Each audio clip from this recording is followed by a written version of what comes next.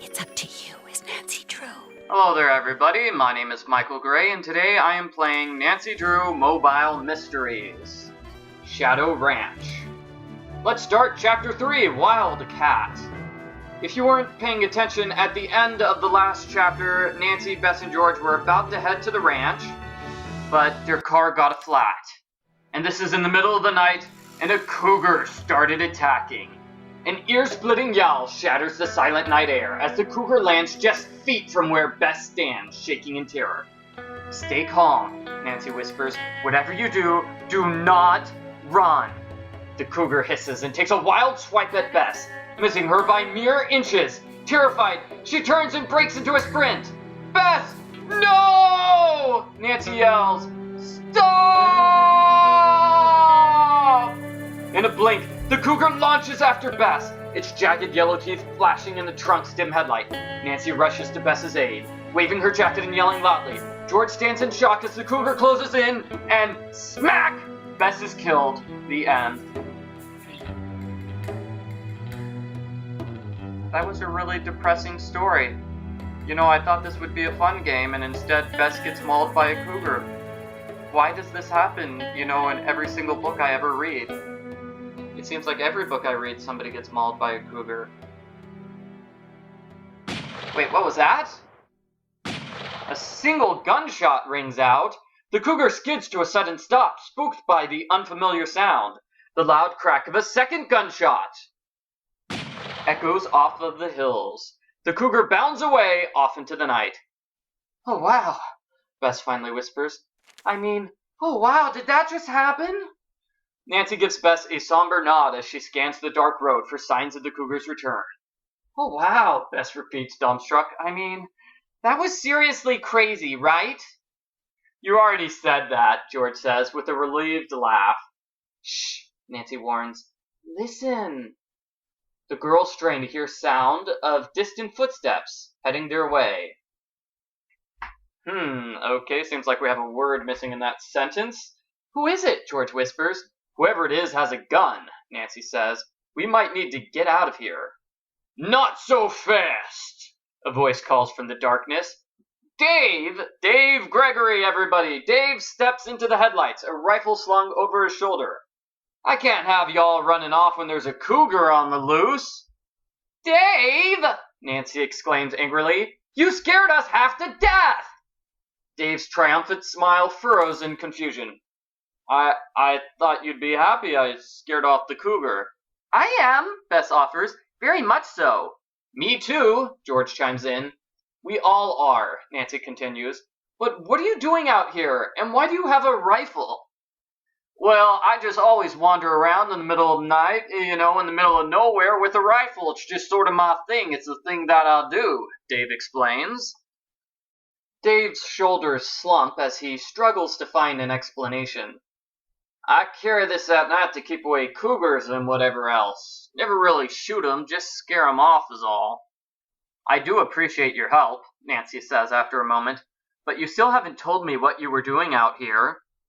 Oh, just doing ranch business, Dave says, hastily changing the subject. Ranch business in the middle of the night, far away from the ranch, with a rifle. Anyway, we best be getting back before the cougar changes her mind. I'll keep watch while you girls change the tire. Nancy sighs, deciding to figure out later what Dave was really doing out here. Together, she, Bess, and George change the truck's flat tire while Dave just stands around uselessly. Dave nods to the girls and walks back into the darkness, promising he'll catch up later. Wow. Dave, that is really suspicious. I don't know what Dave is up to. It seems kind of strange that he just shows up out of nowhere and then disappears into the dark. Maybe Dave is Batman. Maybe that's it. No, he's not Batman. He has a rifle. Batman doesn't use guns. So, yeah, maybe Dave is just, strange. Yeah, maybe we'll find out later, okay? So back in the truck, the girls excitedly recount the story of the cougar, correcting each other's shifting versions of the night's events. Nancy, Bess, and George agree that there is something strange about Dave's sudden appearance at just the right moment. Yeah, see, they agree with me. It's kind of weird. But it's quickly forgotten in the night's excitement. The next morning, Nancy watches the sun rise over Shadow Ranch as Bess and George finish getting ready for the day. Rather than drive into Tucson with Aunt Bet and the other guests for a shopping spree, the girls have opted to explore the area on horseback. They find Tex in the tack room with his feet propped up on his desk, drinking a bottle of prickly pear soda. "I'm surprised to see you up so early," he rasps. "You girls shouldn't be out at all hours of the night all the time. There's dangerous things out in the desert when the sun goes down." "Thanks for the advice," Nancy responds tactfully. "We'd like to go out trail riding. Daylight only." Tex pulls out a map of the ranch showing various points of interest. He warns them not to stray past the ranch's boundaries. Chet leads a tall, rangy gelding whose black coat is peppered with white hairs over to the girls.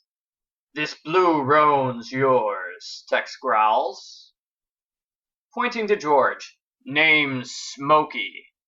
"I want the fastest horse," Bess asks. Tex smirks.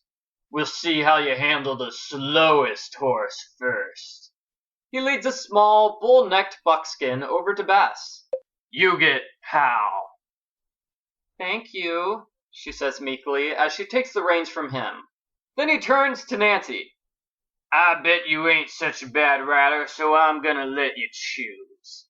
He points one by one to the 4 horses tied up at the hitching post. "That there's Bob, Clyde, Ace, and Ginger. Don't usually let dudes ride any of them, but you can probably manage." "Oh, you can probably manage. Ooh, Tex has more of an accent than I gave him credit for. Maybe he has a Texan accent even. I've probably been doing the wrong accent. Anyway, which horse do you choose?" "I think I'll go with Bob."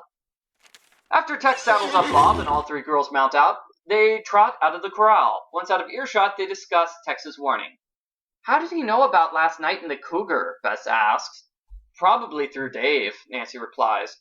"But it was odd that he said we were out in the night all the time." Could be a reference to the start of chapter 2. You know, when they were exploring the pump house in the middle of the night. George shrugs her shoulders. "Could be just an expression. They use expressions in Texas, I understand." "Where do you want to ride to?" Nancy asks, as she and Bess wait for George to close the corral gate. Bess's horse, a buckskin named Pal, plunges his nose into a patch of weeds despite her efforts to stop him.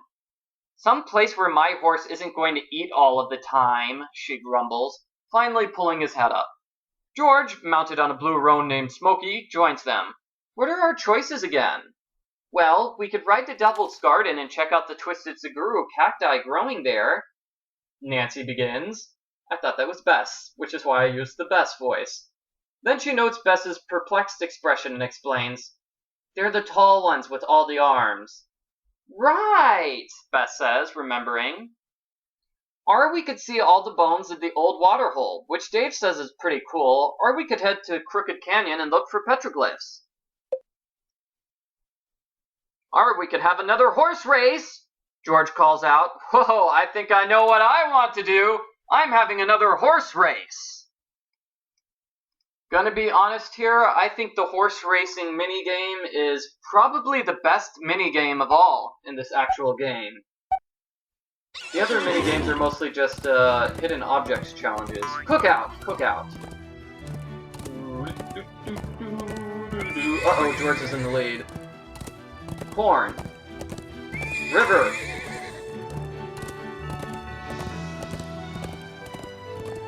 Oh man, I'm still in last. Come on, Nancy, hurry up! That's the guru. That's the guru.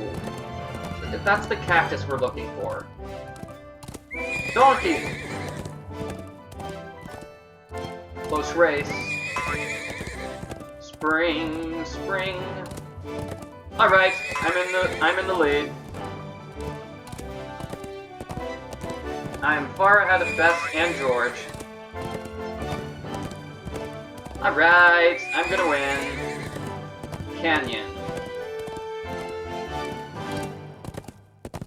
Instrument, guitar. Doesn't matter, I won. Alright. You win! Doo-doo-doo! That's a good boy, Nancy tells Bob as she pats his neck. I want to ride Bob next time, Bess says. The girls let their horses laze about until they decide on the next place to go.